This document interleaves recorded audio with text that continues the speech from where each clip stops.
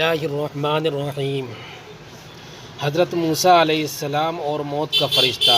حضرت ابو ہریرہ رضی اللہ تعالیٰ عنہ کہتے ہیں کہ رسول اللہ صلی اللہ علیہ وسلم نے فرمایا، جب موسیٰ ابن عمران علیہ السلام کی موت کا وقت قریب آیا تو ان کے پاس موت کا فرشتہ عزرائیل آیا اور کہا کہ اپنے پروردگار کی طرف سے پیغام اجل کو قبول فرمائیے، یعنی آپ کی روح قبض ہونے کا وقت آ پہنچا ہے، واصل اللہ ہونے کے لیے تیار ہو جائیے۔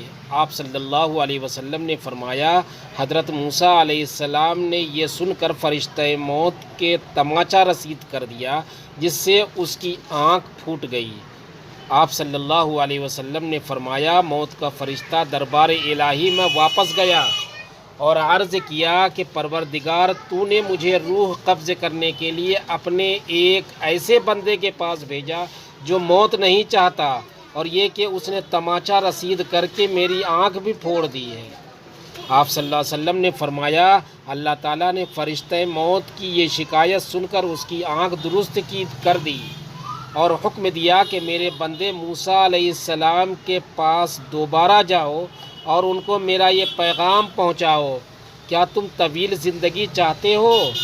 اگر تم طویل زندگی چاہتے ہو تو کسی بیل کی کمر پر اپنا ایک ہاتھ یا دونوں ہاتھ رکھ دو، تمہارے اس ہاتھ یا دونوں ہاتھ کے نیچے جتنے بال آ جائیں گے ان میں سے ہر ایک بال کے عوض تمہاری زندگی میں 1 سال کا اضافہ ہو جائے گا۔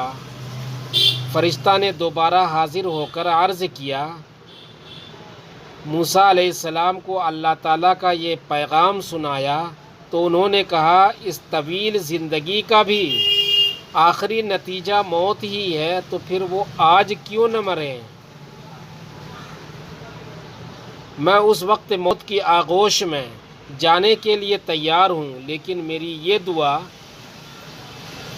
ضرور ہے کہ رب کریم تدفین کے لیے مجھے ارض مقدس یعنی بیت المقدس سے قریب کر دے۔ اگر ایک پھینکے ہوئے پتھر کے بقدر ہو۔ اس کے بعد رسول کریم صلی اللہ علیہ وسلم نے صحابہ کو مخاطب کر کے فرمایا کہ اگر میں بیت المقدس کے قریب ہوتا تو تمہیں حضرت موسیٰ علیہ السلام کی قبر کا نشان دکھا دیتا، جو ایک راستے کے کنارے پر سرخ ٹیلے کے قریب ہے۔